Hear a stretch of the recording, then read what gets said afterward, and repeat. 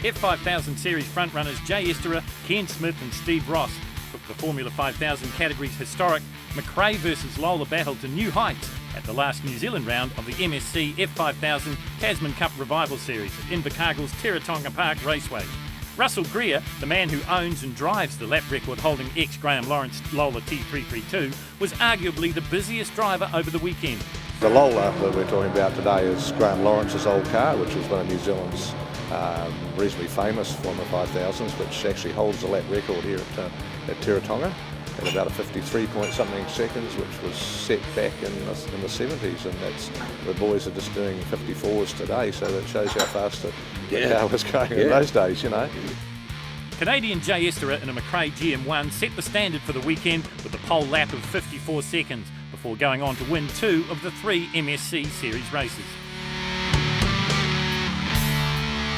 I'm very fortunate to have the car, and it works very well. He built a car a little bit different than the Lolas that are out here. It's a little bit lighter, and which really helps me in getting out of corners quickly. It's a fabulous car, and it's a pleasure to drive it.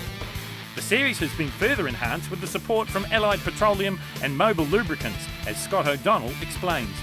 Well, I've been a motorsport freak for quite some time, good or bad, and I just think it's a great way we can get behind the sport.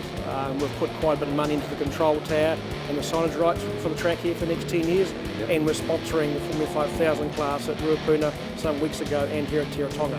And I think that the 5000 class is New Zealand's premier historic/classic class, and it's great to see them here putting on a great show for everybody.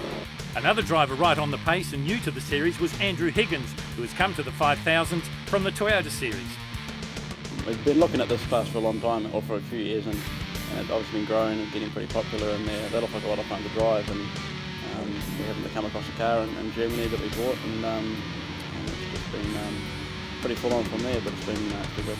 Defending series champion Ken Smith was as competitive as ever, being the only other driver to slip into the 54 seconds in qualifying, with his best time just 0.3 of a second slower than Esterer's.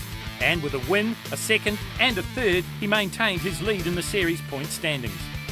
Yeah, no, it's going good. We've the championships, we've narrowly got it at the moment, and we'll know by the end of the day who's going to get it out of a couple of us. And we've had the last 2 seasons, we've won both championships, and but the series is good, and it's marvellous to get these cars back. I mean, cars which I knew when I was racing in the 70s, and to have them back, they're the greatest things anyone ever want to drive, and spectacle-wise, you get the public love them. After the Teretonga round, many of the series cars will be packed and shipped for their next round in Australia, as David Abbott explains.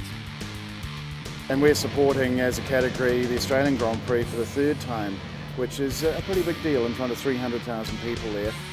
After the Grand Prix, the cars head even further offshore for competitions in England and Europe. We're doing an event at Alton Park, I think, on the 24th and 25th of June, and then the Brands Hatch Super Prix, obviously at Brands Hatch, which is a fabulous historic event on the 3rd and 4th of July.